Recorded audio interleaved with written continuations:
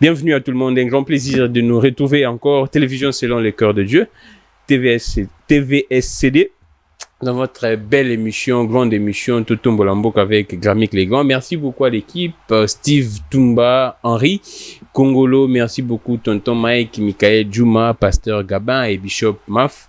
Aujourd'hui, ça sera très spécial parce que l'émission sera totalement en français, parce que j'y reçois un monsieur exceptionnel que vous aimez tant, qui s'exprime souvent qu'en français, dans ses différentes interventions médiatiques. Il s'agit bien de Mike Gardidiana.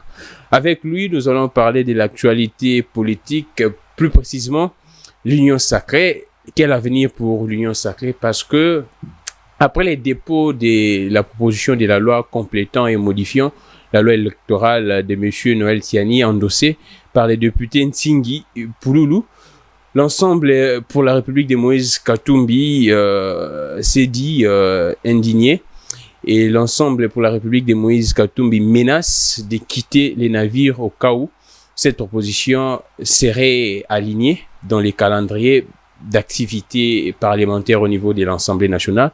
Nous allons en parler également l'avenir général de tous les partis politiques au sein même de cette union sacrée. Avec Mike Gardidiana, les pertinents, les percutants, très intelligents que vous appréciez tellement. Retrouvez cette émission chaque jour à partir de 17h30. Je rappelle encore et je réitère, 17h30, TVSCD, Télévision selon le cœur de Dieu. Et si les temps les permet, nous allons revenir sur d'autres actualités tellement très importantes. Alors, Mike Gardidiana, bienvenue. Merci. Ouais. Merci surtout aux téléspectateurs de cette émission et de la grande équipe. Ouais. Vous êtes un analyste politique, un journaliste de renom apprécié par beaucoup de gens. Comment réagissez-vous quand vous passez dans une chaîne ou bien vous faites vos interventions médiatiques et que les gens apprécient vos analyses, vos interventions, votre façon de réfléchir, ainsi de suite? Je dirais que c'est une grâce parce que je n'aurais nullement la prétention d'être celui qui le fait mieux. Moi-même, de manière sincère et objective, je connais des gens qui, d'une manière ou d'une autre, m'inspirent ou m'ont inspiré moi-même. Ouais. Je crois que si ça arrive, je ne peux que dire merci à tous ces gens qui soutiennent, et je dire merci surtout aux gens qui m'accompagnent au quotidien, et dire surtout aussi merci à la plupart des amis qui, de temps à autre, par les échanges, finissent également par enrichir ma façon de voir les choses et ma façon de penser. Comment ne pas dire merci à tous ces gens qui m'ont enseigné pendant l'ensemble de mon cursus depuis l'école primaire, l'humanité, l'université. Merci surtout à vous, les gens qui essayent chaque jour au quotidien de nous donner l'opportunité de pouvoir parler de la République. Merci beaucoup, Mike Gardidian. Avec vous, nous allons parler de l'avenir de cette union sacrée. D'abord, l'union sacrée, les gens se posent tellement de questions, Mike Gardidian. Vous êtes analyste politique, un journaliste très mieux informé et très mieux intégré dans les sphères politiques de la classe politique même congolaise. Alors, Mike Gardidiana, l'union sacrée reste une vision du chef de l'État ou bien une plateforme politique ou bien l'union sacrée, c'est quoi au juste? D'abord, la nature de l'union sacrée pose problème. Quand Ensemble pour les changements menace de quitter les navires, Ensemble veut quitter la vision, s'écarter de la vision du chef de l'État, ou bien l'union sacrée, c'est déjà une plateforme politique? J'ai l'habitude de dire aux gens que l'union sacrée n'est pas une plateforme politique. Heureusement que le chef de l'État lui-même, lors de sa dernière communication, l'a précisé devant le l'union sacrée est une alliance de pouvoir. Celui qui, par définition, est limité par une alliance circonstancielle avec comme objectif ou encore finalité de pouvoir organiser les questions de gouvernance. Parce que vous vous souviendrez, la naissance de l'union sacrée n'est pas un mal abstrait. C'est un courant né par le souci, par la volonté de pouvoir faire changer les choses, alors que la première année de sortie de la résurrection de 2018 a posé quelques problèmes dans les relations entre les différents partenaires, et que forcément il fallait inverser le rôle, il fallait renverser la tendance pour pouvoir cette fois-là obtenir une majorité, parce que dans le système démocratique, les alliances politiques, notamment les alliances de gouvernance, sont presque, je dirais, une nécessité et indispensable. Donc je crois que c'est dans cette logique-là qu'est née l'Union sacrée. Mais comme vous le savez, dans ces contextes-là, il fallait pas laisser ces groupes-là hétérogènes aller de manière unidirectionnelle. Fallait créer un cadre officiel et il fallait créer des valeurs en interne. Il fallait se donner quand même des principes et des objectifs. C'est ce que le chef de l'État a fait, a expliqué en un seul mot que l'Union sacrée, c'était justement ces mouvements de pensée de gens qui voulaient en finir avec l'ancienne configuration pour pouvoir voir dans une nouvelle direction comment amener des politiques de développement et de gouvernance. Ouais. Je reste sur ma soif sur certaines pratiques, sur certains individus, certaines mesures. Je crois que cette union sacrée, malgré ces soucis-là, dans le fond, il y a encore de choses à définir pour éviter, malheureusement, ce qui va arriver et ce qu'on va décortiquer dans cette émission. Exactement. Merci beaucoup, Mike Gardidiana. Donc, l'union sacrée reste un courant des pensées, une vision du chef de l'État. Là, on est d'accord. Mike Gardidiana. Courant de pensée, c'est trop dire. Je ne pense pas que dans le fond, de manière substantielle, il y ait un idéal bien défini et bien compris par les gens qui participent à l'union sacrée. Mais je crois que, comme je l'ai dit, on est dans un contexte démocratique. C'est une alliance du pouvoir. Ouais. C'est-à-dire, c'est né de cette volonté de pouvoir changer le paradigme politique. Dans ces cas-là, c'est vrai qu'on peut venir comme ça. La grande faiblesse dans ces genres de situations, dans ces genres de courants, c'est que on met un peu du temps avant de comprendre quelle est la finalité, quelle est la direction à prendre, même si on connaît déjà à l'avance les éléments essentiels qui ont fait que nous puissions adhérer ou nous puissions s'engager dans telle direction, par exemple, pouvoir donner une majorité au chef de l'État, pour pouvoir lui donner la possibilité d'établir une politique de gouvernance et pouvoir répondre à ces principes, à ce besoin, je dirais sacro-saint, d'obtenir les résultats, parce que c'est ça le contrat social qu'il a établi avec la population, qu'il a élu en 2018. Merci beaucoup. C'est vraiment pas un courant de pensée, mais c'est plutôt une alliance politique. Une alliance politique des natures, des gouvernances, pour établir une gouvernance. Et généralement, ce sont des alliances qui, si on ne le consolide pas, restent dans les définitions à très court terme. Merci beaucoup, Mike Gardidiana. Alors, allons droit au but. C'est la congolité qui divise actuellement l'Union sacrée. Pourquoi est-ce que cette proposition de loi de M. Noël Tiani, endossée par Nsingi Pouloulou, d'aucuns disent d'abord que Nsingi Pouloulou, depuis 2019, il n'a pondu aucune initiative parlementaire. Comment expliquer que un député qui n'a jamais fait une initiative parlementaire, et là, Nsingi Pouloulou surgit pour endosser la loi à Noël Tiani. Vous prenez ça également. Pourquoi est-ce que cette affaire de congolité dérange? Si selon Noël Tiani, c'est pour protéger la République de l'infiltration, parce que nous tous, jadis on crie même jusqu'à présent actuellement que la République démocratique du Congo est infiltrée, même au plus haut sommet de l'État. Merci. D'abord, j'aimerais dire que c'est pas la seule raison qui menace l'intégrité de l'Union sacrée. Il y en a d'autres, on va évoquer, mais le premier, s'il faut rester sur la question de la congolité. Oui, actuellement, c'est particulièrement ses rapports avec l'ensemble pour le changement. La vérité, est-ce que quand vous me posez la question à quel niveau cette loi dérange, je vais répondre de manière directe. On est dans un contexte, dans un terrain politique. La proposition de loi, et surtout dans la perception de gens, généralement, on se pose beaucoup de questions sur les opportunités des lois, parce que les plus souvent, le fait qu'on a un espace politique rempli de certaines antivaleurs et des éléments parfois très nocifs, quand une proposition vient rencontrer un problème ou un élément qui peut exclure une certaine catégorie, un bon nombre de gens dans la compétition, c'est ce qui frustre et définit un peu ces systèmes disparates dans la réflexion. Mais la grande question, c'est que cette question dérange plus les gens d'Ensemble pour le changement, parce que vous savez, on dit que cette question écarte Moïse Katumbi de la présidentielle 2023. C'est ce que pensent bon nombre de gens, particulièrement les gens qui soutiennent la vision de Moïse Katumbi, parce que s'il faut suivre logiquement, et lui-même a déjà déclaré une fois que entre ses deux parents, il y a un parent qui n'est pas d'affiliation originaire congolaise. Donc, en réalité, pour eux, c'est une façon d'exclure. Je ne refuserai pas aux gens de pouvoir réfléchir. Mais j'ai deux questions à poser sur cette proposition de loi de Noël Tiani. Allons-y. Puisque c'est une réflexion, j'aurais aimé avoir Noël Tchani en face de moi pour lui poser la question. Je sais que l'objectif de cette proposition de loi, c'est de pouvoir mettre des Congolais, des pères et des mères, au niveau de l'institution de la présidence de la République, pour lutter contre l'infiltration. Mais la deuxième question, si l'objectif est celui que je viens d'énumérer maintenant, la finalité de cet objectif, c'est quoi? Je ne pense pas que l'idée d'infiltration soit un argument efficace pour justifier. Pourquoi? Mais c'est ce qu'il brandit. Non, mais c'est ce que je dis, c'est ce qu'il brandit. Prenons le contexte de l'armée.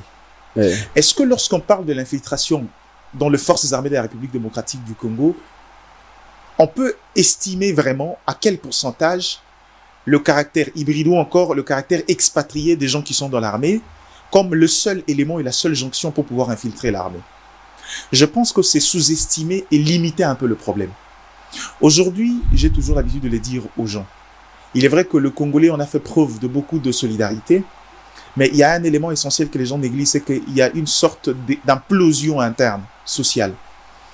Les valeurs républicaines sont pas très inclus dans le chef de Congolais. Aujourd'hui, pour de l'argent, un Congolais peut facilement mettre en mal l'intérêt de sa République. La notion de l'infiltration ne peut pas venir forcément des étrangers, mais les enfants, les dignes fils de la République, qui socialement, ayant des raisons que nous on peut ignorer, qui socialement, psychologiquement, peut-être intellectuellement, ou peut-être parfois de manière incompréhensible, peuvent prendre la décision de vendre la République. On connaît des exemples de manière... Donc le Congolais lui-même a un problème. Le Congolais lui-même a cette propension à hypothéquer des questions d'intérêt général rien que pour des intérêts personnels. C'est un problème culturel, ça on le sait. C'est ce qui justifie également la faiblesse dans la citoyenneté de Congolais. C'est-à-dire cet engagement-là, cette ferveur qu'on peut avoir pour des questions d'intérêt, cette fermeté qu'on peut avoir quand il y a des questions qui dérangeraient à l'intérêt national. Ce n'est pas la pauvreté? La pauvreté est l'une des raisons. Mais je crois que si c'est l'idée de l'infiltration, je crois qu'il faut réfléchir par deux fois. Donc ce n'est pas une raison? Pour moi, c'est une raison aléatoire. C'est pas vraiment une raison très efficace parce qu'il y a des Congolais, des pères et des mères qui sont capables de trahir la République. Et si on va dans ces sens-là de manière directe, on va créer une rupture. On va dire ceci. Parce que je suis Congolais à 50%, forcément, je suis enclin à la trahison au niveau national. Or, c'est aussi prendre les choses de manière caricaturale. Je crois que chaque initiative, chaque proposition de loi, quelqu'un m'a dit récemment, et c'est ça la vérité, c'est que dans la notion démocratique, encore, la démocratie ou le libéralisme est assis sur les droits individuels. Dès lors, on garantit les droits individuels, c'est ce qui fait que ça crée une sorte de paix sociale qui nous permet d'aller dans des droits, des questions d'ordre public opposables à tout le monde. Une personne qui, dans ses droits privés, ne se retrouve pas, ne saura jamais respecter les questions, encore le droit public qui s'oppose à tout le monde. Je crois à ce stade ici qu'il faut intégrer ces dimensions quand on réfléchit sur cette question. C'est pas mauvais de réfléchir. Moi, je pense qu'il faut repousser les limites. Il faut qu'on nous dise d'abord de manière claire. Moi, je trouve ambiguë la téléologie de cette loi, la finalité des choses. Là, apparemment, vous soutenez l'hypothèse du camp Katumbi. Non, en disant que apparemment c'est la politique qui est derrière. Non, pas forcément. Il y a une motivation politique. Vous savez, dans ces pays, à chaque fois on initie une loi, il y aura toujours une question d'opportunité qui va se poser parce que la nation congolaise a un sérieux retard sur beaucoup de choses. À chaque fois qu'on prendra l'initiative d'une loi, il y aura toujours quelqu'un de gauche à droite et c'est ce qui se fait généralement. Quand on prend une décision, aujourd'hui on donne une certaine force à l'IGF. Les gens vont encore politiser, ils disent non, c'est pour matraquer les adversaires, mais aussi les partenaires d'autrefois. Les Congolais ont toujours une raison pour justifier un changement. Mais maintenant, la seule question, c'est que je veux pas rester neutre parce que ça risque de sonner comme de l'indécision. Je suis pour la réflexion de Noël Tchani, mais il y a beaucoup de choses qui me semblent être perplexes. Par exemple, la finalité de cette proposition de loi. Alors, Si on parle de l'infiltration, je crois que l'infiltration peut venir de n'importe où. Si aux États-Unis, même les Américains eux-mêmes, peuvent travailler de mèche avec la Russie pour infiltrer leur propre pays, il y a plusieurs facteurs qui peuvent entrer en compte dans la question de l'infiltration. Alors, Mike Gardidiana, Noël Tiani prend un exemple simple. Il dit que nous sommes la République démocratique du Congo. Un jour, ça pourrait arriver en conflit avec un autre pays X. Je prends l'exemple de l'Ouganda, ou soit le Rwanda, comme d'habitude. Et alors, nous avons un président qui est soit des pères congolais, des mères rwandaises, soit des pères rwandais, des mères congolaises. Alors, qu'est-ce que le président va faire? Il va se pencher du côté de la République, ou soit de l'autre côté. Cette question-là est résolue par le caractère institutionnel qu'on attribue à la personne. Dès lors que je suis président de la République démocratique du Congo, j'ai une obligation contraignante de pouvoir agir dans l'intérêt de la République. Mais la fibre familiale, attendez. Ouais. Quand vous parlez de la fibre familiale, surtout quand c'est maman, quand c'est papa. Vous savez qu'on s'est posé cette question-là quand Obama a accédé au pouvoir. Ouais. On s'est dit, avec ses origines kenyanes, ouais, est-ce que ce dernier ne sera pas enclin à pouvoir favoriser une politique assez propice, une politique extérieure propice à l'Afrique de par ses origines? Ouais. Mais la question, on a tous déchanté. Mais c'est différent. Non, en quoi c'est différent? Ici en RDC, nous savons tous comment est-ce que les gens sont liés. C'est là où maintenant vous me ramenez sur une question. Oui. Parce que c'est là se joue dans le valeur d'éthique, dans le valeur, j'ai envie de dire, les valeurs intrinsèques de l'homme. Il y a une différence. Le problème ici, c'est la qualité de la personne qu'on met et non le fait qu'il soit 50 ou 100%. On peut mettre un 100%. Oui. Je prends un exemple. On prend un 100%. Vous avez pris les cas de Rwanda, non? Oui. Mais qui est à la fois Mutetela et à la fois Nekongo, par ses parents. Oui. Il y a conflit communautaire. Est-ce que vous allez me dire que celui-là va décider de prendre position? Mais c'est entre nous, là. C'est entre nous, non? Voilà. La question de entre nous, ces dimensions, aujourd'hui, en plein 21e siècle, a transcendé le simple limite étatique. Ouais. C'est pourquoi on appelle aujourd'hui le monde un village planétaire. Ouais. Ça veut dire qu'aujourd'hui, il y a eu une part de choses à faire. J'ai des liens avec le Rwanda, oui. Mais avec le Congo, je suis le numéro 1. Je suis président de la République. Je crois que sur cette question-là, il y a quand même une nette différence à faire. Je ne suis pas président du Rwanda parce que le Rwanda a un président de la République qui veille au grain des intérêts du Rwanda. D'ailleurs, ça sera une bonne chose parce que je serai enclin à trouver une solution qui favorise la paix dans les deux camps. Ouais. J'ai un devoir sacro-saint en tant que chef de l'État avec le Congo, mais parce qu'il y a eu une fibre avec le Rwanda, je serai obligé de trouver un terrain d'entente, résoudre le problème à l'amiable et avec beaucoup de paix. Mais aussi, je veux le dire, dans ces questions-là, c'est une question intérieure. Quand on a assez de valeurs, quand on comprend ce qu'on fait, quand on sait qu'en tant que chef de l'État, on a prêté serment, on a juré fidélité, loyauté à la nation, on ne tombera pas dans ces pièges-là. Mais on peut être 100% congolais, avoir prêté serment, mais être enclin à vendre les richesses de la République pour ses propres intérêts au Rwanda. À ce stade-là, dans les deux hypothèses, c'est une possibilité. Tout dépend de la qualité de la personne qui accède à ces fonctions. Je crois qu'on peut voir. Je sais qu'on me dira, dans chaque État, on a limité. La fonction président de la République est quand même sacro-saint. Aux États-Unis, il faut naître sur le sol américain. Ici, on fait le choix de dire qu'il faut être des pères et des mères. Mais là encore, je veux poser une question. Quand on dit des pères et des mères, rentrons dans la Constitution. La Constitution établit que est congolais d'origine. Tout celui dont... Qui appartient dans... Non, tout celui dont lui ou les ancêtres se sont retrouvés dans la Confédération du Congo avant 1960. Avant 1960. Est-ce que vous savez que dans ces contextes-là, il y a nos frères qui sont venus originairement du Rwanda, les Banyamulenge et les autres. Exactement. Ça veut dire qu'ils ne sont pas concernés sur cette question.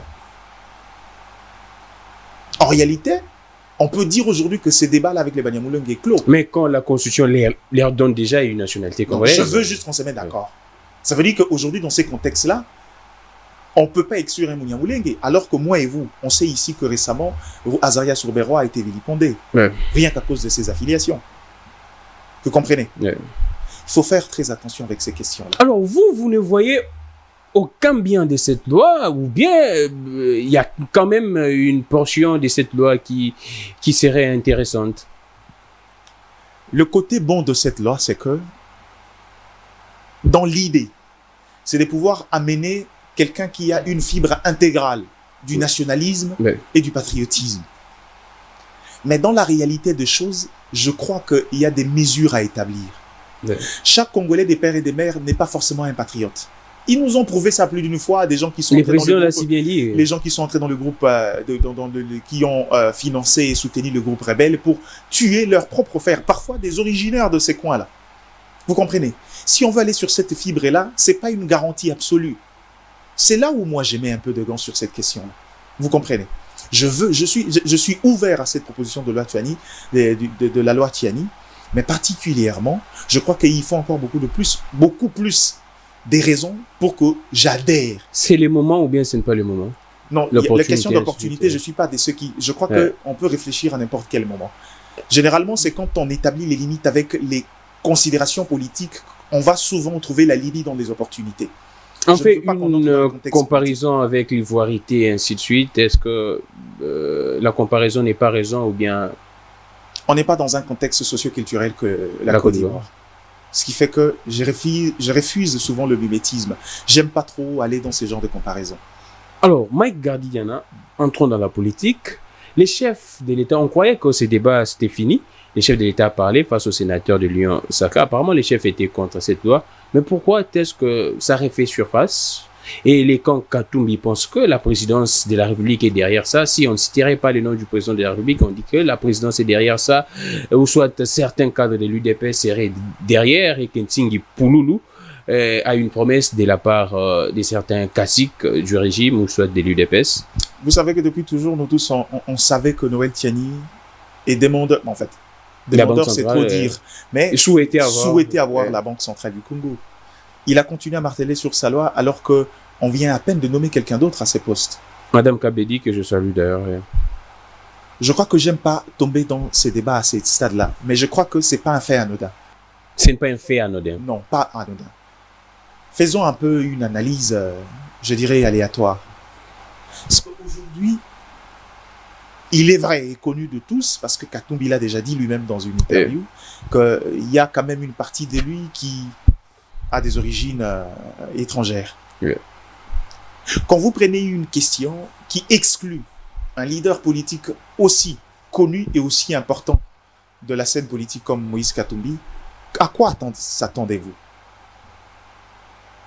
C'est un sujet de frustration parce que Moïse Katumbi, en tant que leader, draine derrière lui. Et au-delà d'être simplement leader politique, c'est un leader communautaire. Il ne faudra pas oublier, les gens n'aiment pas qu'on dise cette question-là, mais le Congo, quand on parle des réflexions, vous verrez même dans la proposition, dans les différentes lois, dans notre manière de gouverner, dans le process qu'on a mis dans les questions de gouvernance, on intègre la donne géopolitique. Oui, exactement. C'est-à-dire la notion de la représentativité, parce qu'on sait que nous sommes une mosaïque, on a plusieurs communautés qu'il faut satisfaire pour garantir la paix sociale. Or, si on prend une proposition de loi qui dérangerait une certaine communauté, qui plus est une certaine appartenance politique, comment voulez-vous que ces gens ne réagissent pas? C'est à ces niveaux-là que les choses dérangent un tout petit peu. Et encore, à la veille des élections de 2023, ils ont le droit de pouvoir y réfléchir, ils ont le droit de pouvoir penser. Mais c'est comme j'ai toujours dit, on est sur la scène politique, Tiani a ses intérêts, Moïse Katumbi a ses intérêts. Mais mec, quitte à nous de trouver, quitte à ces parlements responsables, de trouver la manière. Vous savez, parce que les gens pensent que le fait d'introduire une proposition, cette disposition-là, la proposition de Tiani, il y a plusieurs autres dispositions. Exactement. Oui, cela. C'est-à-dire, c'est l'élément central. Je dirais même, c'est l'âme de la proposition.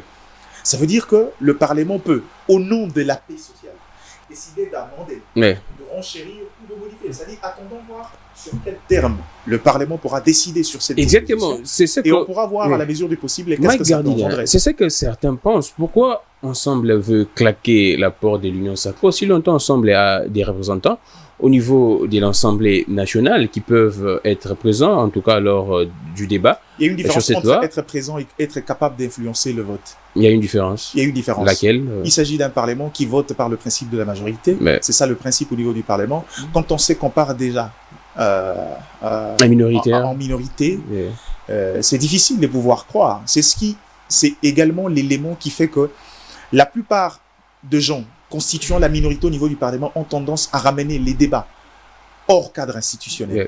Parce qu'ils savent que déjà, le Congolais fonctionne dans une sorte d'automatisme. Yeah. Puisqu'on est une majorité, tant que c'est une proposition qui vient de chez nous et qu'on a un mot d'ordre, on peut voter dans ces sens-là. Ça, c'est une pratique qui existe dans le Parlement depuis des décennies d'ailleurs. Yeah. Et c'est généralement cet élément qui est devenu presque endoctrinaire, qui est devenu presque culturel, qui dérange un tout petit peu et qui est en train d'extravertir un peu ces genres ces parlementaires, pour le dire. Donc, en quelque sorte, sur le plan structurel, il y a quelques contraintes qui fait que ces derniers estiment partir déjà en désavantage pour pouvoir engager un débat sérieux au niveau de l'institution. Ouais. Mais c'est pas un alibi. Ouais. C'est pas un alibi. Donc, je crois qu'à ces stades-là, puisqu'on dit qu'on est en accointance et qu'on estime que c'est une loi qui dérange, j'aime que le politique privilégie d'abord les débats. C'est pour ça que vous êtes en alliance. Quand on est en alliance, il y a forcément des cadres d'échange permanents. Ramenons la question au niveau politique. Dans les cadres permanents, discutons et au sein de l'Union sacrée. Exactement. Mais en suivant les communiqués d'ensemble d'hier, ensemble dit clairement que selon, ou soit dans l'Union sacrée, il n'était pas convenu ces genres de choses. Il n'était pas convenu quoi? Ces genres de choses, par exemple la congolité, ces genres de propositions de loi. C'est ça le problème. C'est ça le problème avec les types, les éléments qui tiennent lieu de valeur dans les alliances politiques. Vous ne pouvez pas aller dans une alliance politique en disant aux autres que vous ne pouvez pas initier de loi. C'est une proposition de loi. C'est en réalité violer encore la Constitution, c'est-à-dire limiter l'exercice parlementaire. Ils sont dans le droit de pouvoir le faire. Mais il y a quand même des marges à ne pas dépasser, mais gardien, dans toute alliance, non? Quelle est cette marge? Vous savez que l'un de nous a une partie congolaise et l'autre ainsi de suite, mais vous risquez, vous amenez cette loi sur la table et là, ça dérange. C'est dépasser les seuils. Gardien. En politique, il ne faut jamais être naïf. Oh, vous pensez que Moïse Katumbi était naïf? Je crois que s'ils disent ça, pour moi, ça serait traduit comme un peu de la naïveté. Vous ne pouvez pas aller dans une alliance à très court terme, parce que je l'ai déjà défini ici, c'est que c'était pour permettre à Félix Tshisekedi d'avoir une majorité parlementaire pour pouvoir engager des politiques de gouvernance cohérentes et établies dans la durée. Oui.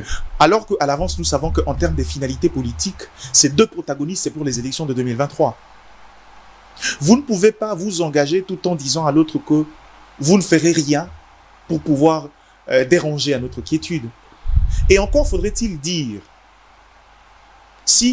est-ce que de manière explicite, on a dit que quand on va dans cette alliance, vous ne devrez pas prendre une initiative tendant à nous exclure de prochaines élections. C'est selon l'esprit du communiqué d'ensemble pour l'ensemble pour la République. Je crois que c'est de la naïveté. Alors, Mike Gardinian, est-ce la population, là c'est la dernière question concernant la congolité, est-ce que la population générale comprend l'impact de cette proposition de loi? Apparemment, la population n'est pas intéressée, même c'est plus les katumbistes, les pro-katumbi, mais la population en général, parce que cette loi concerne tous les Congolais. Il y a également des Congolais qui se sont mariés avec des étrangers, ainsi de suite. Mais est-ce que la population comprend cette donne?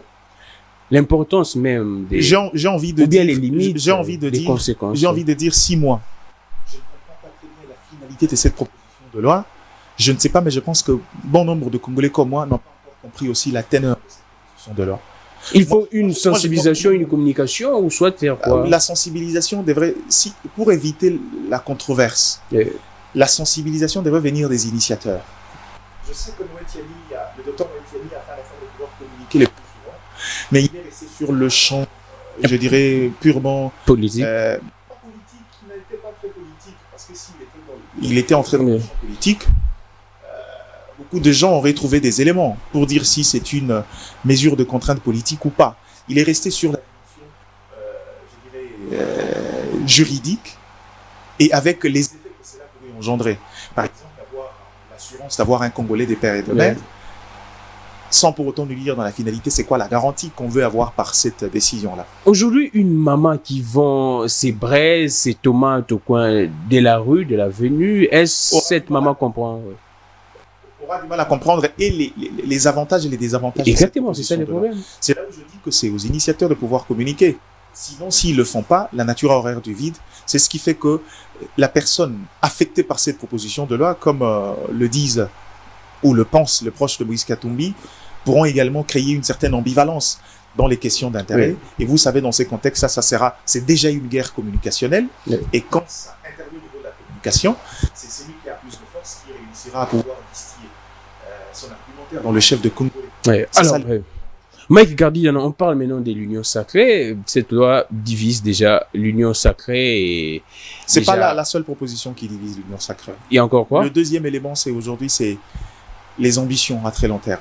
Les ambitions à très long terme, c'est-à-dire quoi? Essayer un peu d'être par exemple, actuellement, les éléments qui prennent souvent le flanc aux gens qui pensent qu'il y a une sorte d'acharnement, c'est la succession aussi des... Allons-y.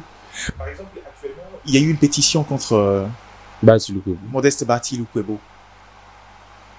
On se dit qu'il ne serait pas sincère. Oui, dans le dire, qu'il ne jouait pas franc jeu. On doute de sa sincérité, mais quand est-ce que cette absence de sincérité de Bati Lukwebo a été mise à nu? C'est après le rejet du Sénat, des sénateurs. De la demande de la Cour constitutionnelle sollicitant la levée des humilités des mandats du sénateur. Et la question c'est, est-ce que vraiment c'est à ces genres d'éléments qu'on juge de la pertinence ou encore de la fidélité de quelqu'un dans la mesure où la décision revenait à la plénière?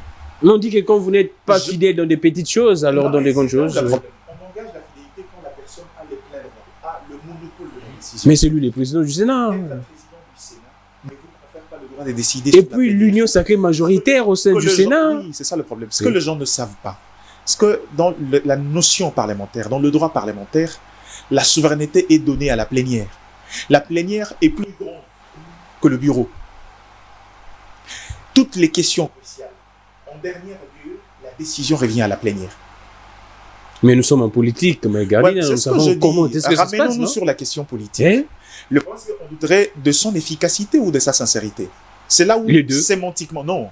On peut être sincère, mais manquer des tacts pour pouvoir convaincre les autres. Et les deux, alors? Donc, c'est là où je dis, les deux, moi, je doute. Si on dit le D, je doute. Mais c'est plus la sincérité qui est évoquée, hein? Non, mais je sais, on évoque la sincérité parce que c'est une raison d'ordre moral qui est facilement cautionnée. Quand vous dites à quelqu'un... On dit qu'il serait ambitieux également. C'est parmi les éléments de langage qui servent de pouvoir soumettre à une question d'ordre institutionnel à un jugement populaire. Parce que quand on remet en question la probité, la morale de quelqu'un, finalement, c'est une question qui est facilement acceptée par la population. Quand on évoque la question de la sincérité, ça interpelle. Parce que la sincérité est une des valeurs intrinsèques. Surtout pour un acteur politique, surtout pour quelqu'un qui est dans le poste décisionnel. C'est une raison simple. Mais je crois qu'à ce stade ici, permettez-moi de dire une chose sur cette question de Bati Lukwebo. Le problème, quand vous regardez, ne vient pas du chef de l'État. Ça vient de qui? Pour preuve, le chef de l'État a... Mais le chef a si bien dit qu'au Sénat, il y a de la mafia organisée. C'est jeté de l'opprobre même dans l'institution. Que dirige Bati Lukwebo? Il a eu un avis sur cette question-là. Je pense que cette communication du chef de l'État méritait un certain... toilettage. Que le service de la communication de la présidence n'a pas encore fait jusque-là, bon, on espère. Mais le fait que le temps passe, cet élément risque de s'ancrer déjà. Et je crois que le Congolais ont fini par intégrer cet élément. C'est une erreur consommée. Mais c'est déjà depuis l'élection au Sénat, non? Le problème, c'est que dans cette question-là, le chef de l'État a eu une confiance à Bati Lukwebo. Il y a conféré le premier rôle dans la gestion des l'union sacrée. Également l'informateur. L'informateur et autres. Mais je crois que le problème ici, c'est aussi, il faut parler des ambitions politiques. Allons-y, droit au but. Apparemment, vous cachez quelque chose, Mike Gardian. Je ne suis pas de nature à cacher quelque chose. Mais briser la glace, non? Non, ce n'est pas question de briser la glace. Les fighting, ce n'est pas mon propre à moi. Quand je parle, mais les Congolais doivent savoir la vérité. Les Congolais est là. Les Congolais vous suivent. Ils veulent savoir la vérité. Pour dire la vérité, il ne faut pas forcément casser quelque chose. Ça, c'est une mauvaise conception. La vérité est celle-ci. Parce que dans l'entendement de gens, le problème de Bati Lukwebo, c'est les intermédiaires qui interfèrent dans son rapport entre lui et le chef de l'État. Donc, il y a un intermédiaire entre Bati Lukwebo et le chef de l'État. C'est qui? On y va, doucement. Allons-y. Ici, il se pose un problème. Parce que malgré la confiance que le chef de l'État mettrait sur Bati Lukwebo, on a l'impression que cela dérange. L'UDPS particulièrement. Et notamment, quand on parle de l'UDPS actuellement, on parle du vice-président de l'Assemblée nationale, M. Jean-Marc Kabound. Donc, ça, c'est l'élément de langage qui transparaît. Et que, dans ces éléments, la plupart de sources estiment que cela n'est des légaux pour les prochaines échéances. C'est également l'élément que vous venez d'évoquer, c'est qu'il est ambitieux. Modeste Bahati Lukwebo. Mais si Modeste Bahati Lukwebo est ambitieux, ça veut dire qu'il n'y a qu'une autre ambition pour pouvoir bloquer une ambition. On dit qu'il risque de faire également... Non, je pose une question fondamentale pour ceux qui le pensent ainsi. L'UDPS, au-delà du chef de l'État qui, jusqu'à preuve du contraire, fait preuve de celui qui ira et respectera l'ordre constitutionnel. Il fera ses 2 mandats. Mais l'UDPS, en tant que formation politique, a également des ambitions de pouvoir aller garder et conserver le pouvoir jusqu'après. Augustin Kabouya a dit jusqu'à ce que Christ revienne. Exactement. Mais regardons dans la configuration de l'UDPS. Des bonnes guerres, en tout cas. C'est des bonnes guerres. Regardons dans la configuration de l'UDPS. Après la présidence de l'actuel chef de l'État, Félix Tshisekedi, quel est le candidat potentiel qui peut prendre le relais au niveau de l'UDPS? C'est un secret des polichinelles, Kabound. Non, pas forcément un secret. Ce n'est pas un secret des polichinelles. Les gens vous diront, au regard des éléments extérieurs, que Jean-Marc Kabound répond. Mais est-ce que ce dernier pourra garantir son aura si jamais on y va en 2023, dans la composition de l'Union sacrée, qui est l'alliance qui porte également le chef de l'État pour le prochain mandat, pour la suite de son pouvoir, si celui-là joue un second rôle? Et vous en doutez? Je ne veux pas aller dans le sens si je doute ou pas, mais je crois que politiquement, il ne faut pas ignorer ces éléments-là. Je crois qu'à ce stade ici, il serait des bons droits que Jean-Marc Kabound revendique le premier rôle dans l'Union sacrée. En d'autres termes, c'est Jean-Marc Kabound qui veut la tête de Bahati Lukwebo. Et que, dans ce sens-là, Bahati Lukwebo serait un élément gênant. Non seulement de par le fait que c'est un gros poisson, selon le jargon de Congolais dans la politique, mais aussi c'est parce que c'est un vieux routier. Et au-delà de ça, il représente à lui tout seul une force. On dit que Bahati n'a pas été élu là-bas à l'Est. C'est aussi l'un des paradoxes de la vie politique. Quelqu'un comme Bahati Lukwebo qui est presque aujourd'hui la 3e force parlementaire, mais que lui seul, lui-même qui fait élire les gens dans différents coins, ne soit pas en mesure d'être élu chez lui. C'est ça le paradoxe de la vie politique.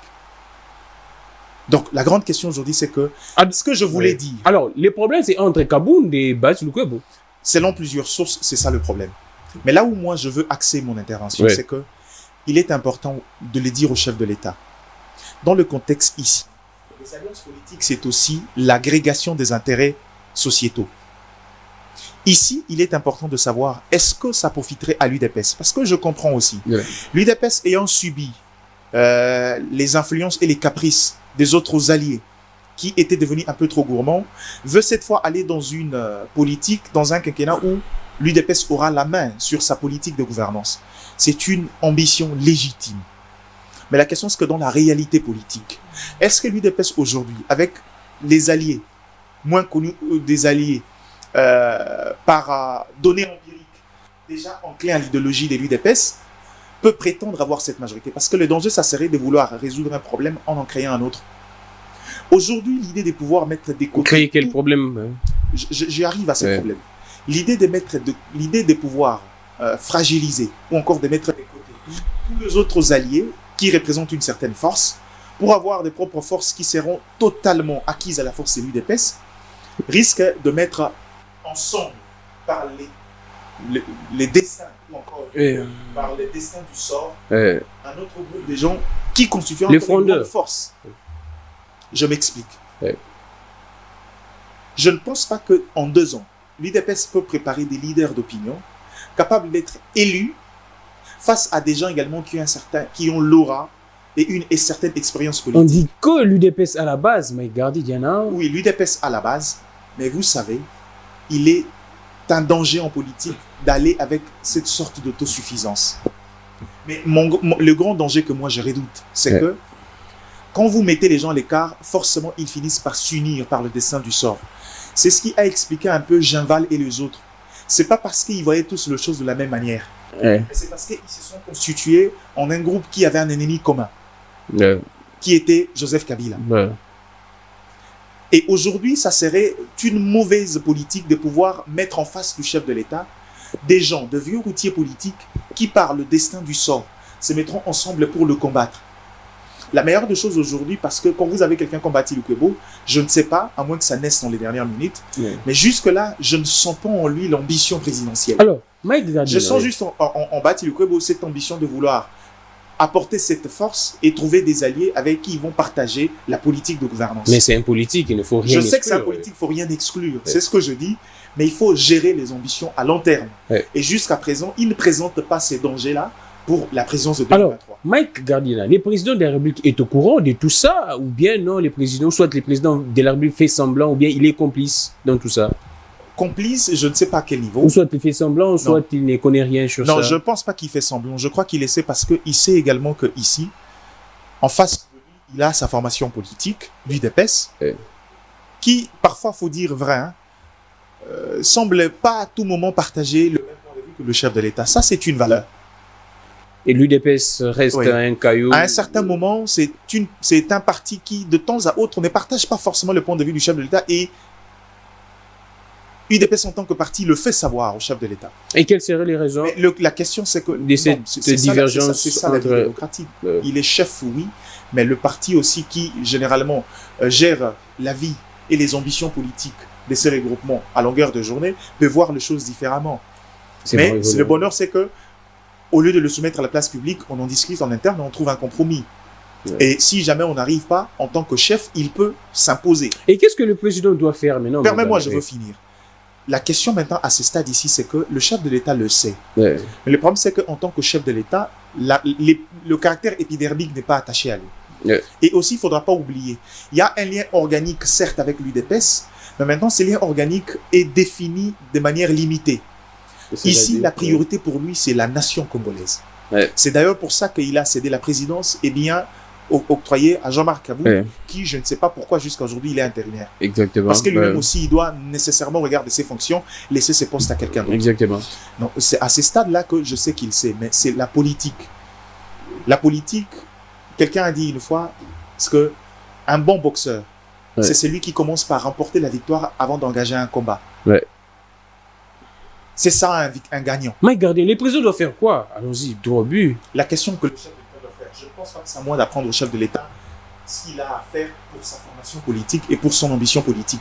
Mais je sais une chose, c'est que maintenant là, il a entre ses mains ce qui se passe, les envies ou les ambitions du parti, qu'il incarne d'ailleurs, parce que c'est lui de manière de facto le candidat pour 2023. Mais je crois qu'à ce stade ici, ce que le chef de l'État doit faire, c'est de pouvoir également tenir compte de ces éléments à très long terme. Il n'est pas aisé pour lui d'avoir en face de lui des gens qui font de lui l'ennemi commun. Les gens qui vont s'unir par le destin du sort, c'est « ôte-toi que j'y mette » ou chassons-lui d'abord, le reste on verra après.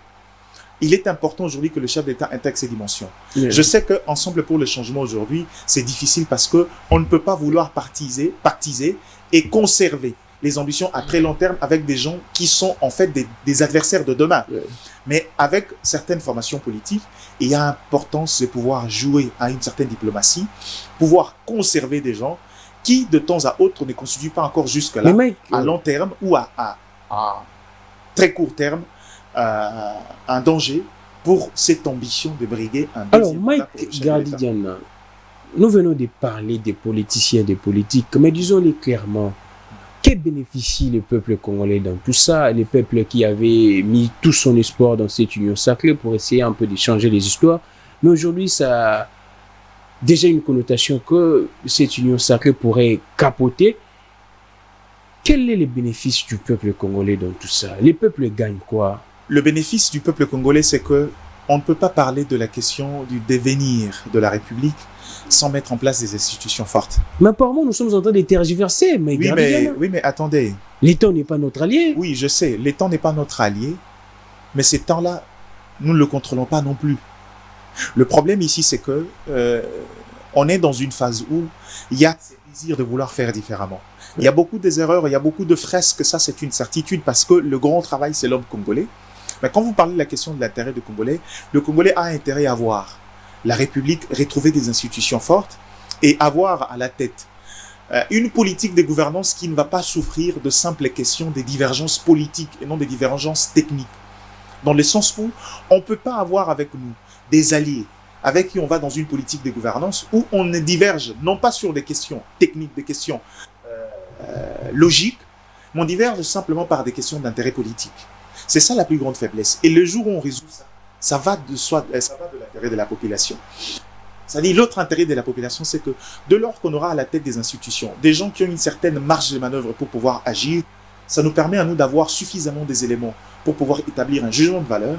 Ça nous permet à nous de savoir si réellement, de manière directe, cette personne. Parce qu'aujourd'hui, c'est quoi le prétexte? C'est qu'on a en face de nous quelqu'un qui a été élu, mais qui n'a pas eu suffisamment l'occasion de pouvoir gouverner comme il se doit parce que tel a bloqué, tel a fait ceci, tel a fait cela.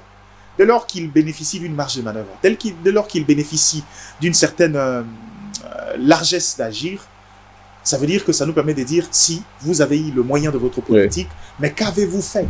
C'est alors qu'on passera à l'étape suivante. Mais je suis d'accord dans l'esprit qui se cache derrière votre question. Parce que ces questions-là, de manière directe, n'ont pas d'incidence sur les questions de développement et du développement de l'épanouissement de la population. On ferait mieux également de pouvoir faire la part des choses, résoudre ces problèmes sans mettre en mal les questions de politique de développement. Je suis tout à fait d'accord avec l'esprit qui se cache derrière cette question, mais sans pour autant dire que résoudre ces questions n'a pas d'intérêt pour la population. Mike Gardidiana, il y a tellement beaucoup de questions à parler avec vous. Je vous trouve très intelligent. Là, c'est une appréciation pas personnelle. Je pense que les communs des mortels pensent également la même chose. Mais on parle en quelques secondes parce que le temps imparti touche à sa fin. On dit qu'il y a beaucoup de choses à dire sur ce gouvernement de Sama Lukonde, qui apparemment rien n'est marché, il n'y a même pas l'argent, les frais de fonctionnement poseraient problème, les cabinets, ainsi de suite, pas très bien constitués. Il y a beaucoup de problèmes qui se cacheraient derrière ce gouvernement qu'on nous clame matin, midi, soir des Warriors.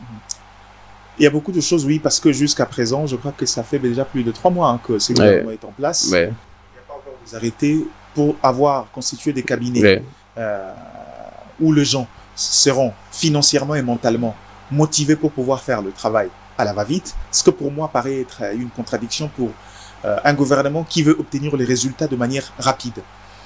Deuxièmement, je sais que dans ces questions-là, il y a également le problème qu'on dit, c'est que j'ai l'impression, je sens, ça c'est une appréciation personnelle, qu'au regard de la configuration de ces gouvernements, parce que c'est le pouvoir exécutif et l'émanation du Parlement, au regard en fait, j'ai envie de dire, pas la dissidence, mais la friction qu'il y a au niveau de forces centrifuges qui constituent ces gouvernements, je crois qu'on va vers un possible remaniement du gouvernement. Donc, ce gouvernement est éphémère? Non, pas éphémère, parce que jusqu'à de manière factuelle, rien ne l'établit, mais de manière fondamentale, on sent des éléments qui peuvent faire en sorte que dans les jours à venir, qu'on ait un remaniement, parce qu'il y a un noyau important de ces gouvernements, qui est également une force au niveau parlementaire, parce que c'est le reflet, qui semble déjà se détacher. Et il y a quand même quelques conflits en interne qui peuvent pousser le lendemain. Soit les autres vont se retirer du gouvernement et il faut vite aller dans une politique de renouvellement, soit cela risque de chambouler les rapports de force en interne pour pouvoir mettre en place un nouveau gouvernement. C'est une possibilité. Mais aussi derrière ça, je crois que la plupart des politiques menées actuellement, je vais donner un conseil. Parce que actuellement, je me suis rendu compte on s'est réjouit tous de près de 947 millions de dollars américains d'embellis dans les caisses de la République en termes de recettes fiscales. Mais je crois c'est ce qu'on nous clame matin et soir. Oui, je sais. Il faut dire vrai que c'est de l'intelligence, oui. Mais ça le serait également si, aujourd'hui, on arrivait à mettre de côté les différentes charges de l'État. Ça veut dire qu'on ne peut pas parler de cet embelli lorsqu'on sait que l'État n'a pas encore honoré ses engagements sociaux, du genre la paye des agents et fonctionnaires de l'État, la prise en charge des différents membres qui constituent les institutions. Je sais que c'est une charge. On doit d'abord payer les charges et puis c'est dès qu'on dégage ces charges-là. On met également ces gens-là à l'aise. Ce qui nous restera entre nos mains, ça nous permettra d'aller vers les politiques de développement. Or, aujourd'hui, on peut se réjouir d'avoir justement cette maximisation de recettes. Mais le problème, c'est que elle me paraît encore assez fictive dans le sens où il y a encore des charges que l'État doit faire pour voir si dans ces recettes-là, ça nous permet à nous de pouvoir, si cette embellie est réelle, c'est-à-dire définir la réalité de cette embellie et savoir si ça nous permet d'avoir une bonne marge pour aller vers le politique de développement. Steve, quelques minutes seulement. Mike Gardidiana, mais tout ça, ça met en mal les mandats du chef de l'État. Nous restons avec peu de temps, peu d'années. Les mandats du chef de l'État. C'est vrai que j'aimerais pas les bilans, les rendements. C'est vrai que j'aimerais pas être dans le gouvernement, Iloukamba échec, Sama Lukonde est déjà en temps vers un échec. Non, pas forcément. Le gouvernement Sama Lukonde ne tend pas encore. Avec ses frictions, ses différentes frictions. Non, mais je sais que ce sont des éléments. Pas pour autant que cela doit se solder finalement par l'échec. Je ne suis pas de ceux qui qualifient les infractions avant les actes. Mais le sort du mandat du chef de l'État. Non, c'est ce que je dis. Ces gouvernements ont encore une marge de manœuvre pour pouvoir agir. Mais déjà, les débuts, apparemment. C'est ça le problème. C'est-à-dire, on peut connaître un début difficile. Et quand les décollages ratent déjà. Tu sais pourquoi je le dis? D'une manière, c'est-à-dire, j'ai parlé, la première intervention était mon côté vrai. Mais mon côté juste maintenant. Parce que je suis de ceux qui pensent toujours que le plus grand problème du Congo, c'est on veut vivre comme un État qui est indépendant et souverain et mature depuis plusieurs années. On a presque le même nombre d'institutions. On fait exactement les dépenses en termes des prises en charge institutionnelles, je dirais presque similaires avec les États déjà développés depuis des années, alors que nous, on a encore beaucoup de choses à résoudre. Ce qui fait que la vie de la République ressemble à la vie d'un citoyen lambda. On vit le taux du jour. Les peu de recettes qu'on fait sont souvent orientées vers les charges fixes, vers le besoin direct et primaire. Ce qui nous empêche d'avoir un capital productif pour pouvoir aller vers cette politique de développement, pour pouvoir avoir le moyen de notre politique d'avenir. S'il faut réduire le train des institutions, c'est une des conditions.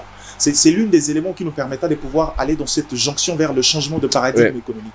Mais en réalité, ça ne se fait pas de manière directe. Ce sont des choses qui doivent être programmées. Merci beaucoup, Mike. Exiger au ministre un nombre limité des membres dans les cabinets, au lieu d'en avoir un nombre, et que dans ces groupes-là, on continue à avoir 3 mois où des gens ne sont pas payés. C'est aussi une faiblesse qui risque d'entacher la qualité du travail au niveau de ces ministères-là. Quand vous dites que, là, vraiment pour finir, en 10 secondes, quand vous dites que, bon, on le sait, il n'y a pas d'arrêté sanctionnant les membres des cabinets, et comment est-ce que les ministres fonctionnent? Comment est-ce qu'ils fonctionnent? Je crois que ça, c'est un secret des polichinelles. Eux-mêmes savent comment ils font, ils se débrouillent pour pouvoir prendre en charge ces gens-là. Mais dans les 10 secondes que vous me donnez pour finir, je veux revenir sur cet élément important parce que c'était ça le sens de ma communication. Je crois que il est important que le chef de l'État fasse la part de choses entre ce souci de vouloir s'émanciper de ses partenaires, mais aussi le réalisme politique, de voir qu'actuellement, pour pouvoir aller en 2023, c'est trop court pour pouvoir préparer des alliés efficaces qui vont donner une certaine majorité et une certaine force et légitimité à l'UDPS dans sa quête. Mais je crois qu'à ce stade ici, il n'y a pas lieu de pouvoir court-circuiter les autres partenaires et je ne pense pas que c'est le moment d'entamer un conflit, surtout avec la FDCA qui a décidé de bon cœur de pouvoir suivre le chef de l'État. Et je crois que Mahati Lukwebo, c'est encore quelqu'un avec qui on peut manœuvrer parce que, je le dis encore, je ne pense pas. Je sais que c'est un politique, un félin, ça peut changer, mais pour l'instant, je ne sens pas en lui cette ambition présidentielle de 2023. Je sens plutôt en lui le souci de pouvoir garder la main sur la scène politique parce qu'il faut reconnaître que c'est une force. Mais difficile. C'est une force qui a de quoi faire valoir, mais qui veut rester avec l'UDPS. Et les deux peuvent compenser beaucoup de choses, même sur le plan géopolitique. Le fait qu'il y a des frictions avec l'UNC dans l'Est de la République, Bati peut être un rempart pour pouvoir... Mike Gardidiana, merci beaucoup, mais là, ce n'est pas un discours d'un communicateur de la FDC. Je ne le serai jamais. Jamais. C'est un journaliste, un analyste politique, un intellectuel qui réfléchit. C'est le réalisme. Je crois que Bati n'est pas un saint. C'est quelqu'un qui, politiquement, je sais que c'est pas un saint, mais je parle réellement politique. Je suis sur le terrain politique. Je suis dans la perspective 2023 et la possibilité d'alliance et la possibilité de permettre au chef de l'État d'avoir avec lui des gens qui peuvent l'aider à avoir une certaine majorité. Merci beaucoup. Et de gagner le pari de la gouvernance parce que il en aura vraiment besoin pour son développement. Merci beaucoup, Mike Gardidiana. C'est toujours un plaisir d'avoir Mike Gardidiana. J'ai fait un effort, si possible, même de les contraindre pour qu'ils restent de notre chaque semaine. Même une émission par semaine, ce sera très intéressant parce que des réflexions de ce genre, ça reste peu en République démocratique du Congo parce que les intellectuels, les vrais alors, Ils sont plus là, ils sont dans autre chose. Il y a même ce qu'on appelle la fuite des cerveaux et ainsi de suite. On doit faire un effort. On les a contraints à fuir. On doit faire un la effort. misère intellectuelle. Un terrain favorable pour le renard. Exactement, on doit faire un effort. Je pense qu'on va s'organiser même avec Steve, avec toute l'équipe. Steve, Henri, Tonton Mike, également Pasteur Gabin, Bishop Maf Mantuidi, d'avoir chaque semaine, même une fois, Mike Gardidian avec ses analyses très très pertinentes. Je pense que vous êtes édifiés à la maison. Continuez de suivre votre chaîne de prédilection, votre chaîne chrétienne, télévision selon le cœur de Dieu. Chaque jour, je suis là, du lundi à vendredi, 17h30, pour vous parler de la politique. L'émission, vous le savez très bien, c'est toujours en lingala, mais aujourd'hui, exceptionnellement, retenez ça déjà. Donc, nous prenons un rendez-vous chaque jour, chaque semaine plutôt, on doit avoir un rendez-vous en français avec Mike Gardidian, c'est très important. Alors, je suis Gramic Legrand, que les dieux de toutes les inspirations continuent de nous inspirer et de vous inspirer également. Au revoir, on se retrouve prochainement. Merci.